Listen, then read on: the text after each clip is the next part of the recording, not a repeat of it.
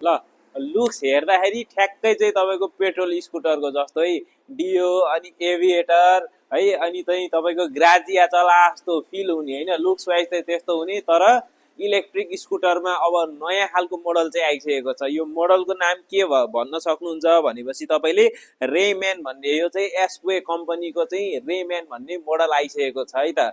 यसमा चाहिँ एकदम तपाईँलाई मैले सर्टकटमा फिचर्सहरू मैले भनिदिइहाल्छु सुरुमै।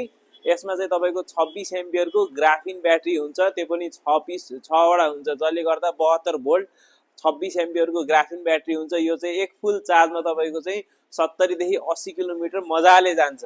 यसमा चाहिँ अर्को यसको चाहिँ सबैभन्दा राम्रो पक्ष के भन्नुहुन्छ भने तपाईँको 1500 वाटको चाहिँ मोटर पावर हुन्छ है, जसले गर्दा चाहिँ हिल क्लाइम्बिङमा, स्टिप क्लाइम्बिङमा, अफ रोडिङमा पनि एकदमै सजिलो हुन्छ। 1500 वाटको यसमा बेस पावर हुने है, पिक पावर पुग्दा यो तपाईँको 2500 वाटसम्म पनि जान सक्छ। अनि अर्को 3 नम्बर कुरा चाहिँ टायर। यसमा चाहिँ तपाईँको 12 इन्चीको एकदमै ठुलो टायर लागेको छ, जसले गर्दा चाहिँ मजाले तपाईँको ग्राउन्ड क्लियरेन्सदेखि लिएर यी सबै कुराहरू चाहिँ सजिलो हुन्छ। स्वागत छ तपाईँलाई हाम्रो यस युट्युब च्यानल ग्रिन कर्नरमा। आज चाहिँ रेम्यान भन्ने नयाँ मोडल हामीले हेरिरहेका छौँ है। ल सुरुमा चाहिँ हामीले टायरबाट नै हेरौँ है त। यसमा चाहिँ तपाईँको 12 इन्चीको ठुलो टायर लागेको छ। यो चाहिँ तपाईँको डियोको अनि ग्राजिया एभिएटरहरूमा जुन टायर लाग्छ त्यही किसिमको एकदम ट्युबलेस टायर लागेको छ है। अनि अर्को कुरा चाहिँ यसमा के पनि पाउन सक्नुहुन्छ भनेपछि यसको चाहिँ तपाईँको फ्रन्टमा पनि डिस्क ब्रेक हुन्छ होइन, अनि ब्याकमा पनि तपाईँको चाहिँ डिस्क ब्रेक हुन्छ। भन्नाले अगाडि र पछाडि चाहिँ तपाईँको सेक्युरिटी पर्पजको लागि राम्रो ब्रेक चाहिँ यसले, यो कम्पनीले दिएको चाहिँ हामीले देख्न सक्छौँ है।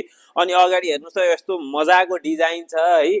यो चाहिँ तपाईँले हेर्ने बित्तिकै मैले भिडियोको सुरुमै पनि भनिसकेको छु, ग्राजिया जस्तो अथवा चाहिँ अरू पेट्रोल बाइक चलाएको जस्तो चाहिँ तपाईँलाई फिल पाउनुहुन्छ यो चलाउँदै गर्दाखेरि है। अनि अर्को चाहिँ इलेक्ट्रिक स्कुटरमा प्राय मैले रिभ्यू गर्दै गर्दाखेरि चाहिँ मैले धेरै नै भन्ने गर्छु होइन। यदि तपाईँले ग्यास सिलिन्डरहरू होइन बोक्ने प्रयोजनका साथ अथवा क्यारेटहरू बोक्ने प्रयोजनका साथ इलेक्ट्रिक स्कुटर किन्दै हुनुहुन्छ भने चाहिँ तपाईँ चाहिँ एकदम यो मोडल चाहिँ तपाईँले प्रिफर गर्न सक्नुहुन्छ, किनकि यसमा हेर्नुहोस् त यत्रो ठुलो तपाईँको लेग स्पेस चाहिँ एकदमै ठुलो छ है, जसले गर्दाखेरि चाहिँ तपाईँको नर्मल होइन, तपाईँको चाहिँ घर अथवा व्यवसायमा नर्मल्ली तपाईँले सामानहरू डेलिभरी गर्दाखेरि त्यस्ता खालका प्रयोजनको लागि चाहिँ मजाले यो मोडल चाहिँ सुइटेबल हुन सक्छ। अनि अर्को कुरा मलाई एकदम मन परेको यो स्कुटरमा चाहिँ के हो भन्नुहुन्छ भने यो चाहिँ सिटिङ पोजिसन है। तपाईँको एकदम लामो ठुलो खालको सिटिङ पोजिसन छ र साथसाथै चाहिँ तपाईँको यसमा सामानहरू राख्नको लागि चाहिँ पछाडि मजाले ठाउँ पनि यो कम्पनीले चाहिँ दिएको हामीले चाहिँ पाउन सक्छौँ है। यसमा चाहिँ तपाईँले मजाले सामानहरू मजाले राखेर बाँधेर लिएर जान सक्नुहुन्छ। कति मोडलमा हामीले चाहिँ तपाईँको ग्राहकको सुविधाका लागि छुट्टै हामीले चाहिँ तपाईँको त्यसलाई मोडिफाई गरेर दिइरहेको हुन्छौँ भने यो मोडलमा चाहिँ हामीले केही पनि गर्नु पर्दैन। यो मोडलमा चाहिँ कम्पनीबाट इनबिल्ड भएर चाहिँ आइसकेको चाहिँ यो चिज हुन्छ है। त्यो सँगसँगै तपाईँले अरू सरसर्ती हेर्नु पर्दा चाहिँ अगाडि एकदम राम्रो खालको लाइटहरू छ होइन, तपाईँको डिआरएल एलइडी लाइट चाहिँ यसमा छ। पछाडि पनि तपाईँको ब्रेक लाइटका कुराहरू भइ नै हाले। राति तपाईँले चलाउँदाखेरि चाहिँ कुनै पनि किसिमको चाहिँ तपाईँलाई गाह्रो साह्रो केही पनि हुँदैन। यसको लाइट चाहिँ मजाको चाहिँ तपाईँको एउटा बाइकहरू बराबर नै छ है।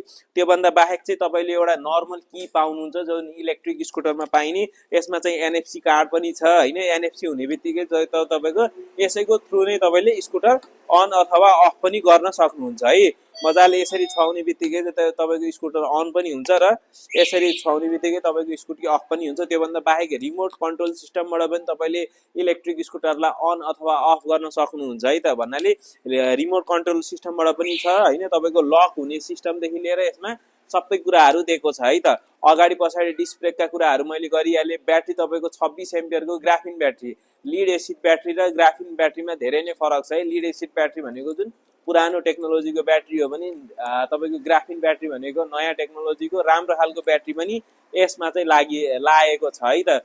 त्यो साथसाथै चाहिँ यसमा चाहिँ तपाईँको नर्मल त एउटा इलेक्ट्रिक स्कुटरमा हुनुपर्ने अरू सबै सेवा सुविधाहरू पनि छ है।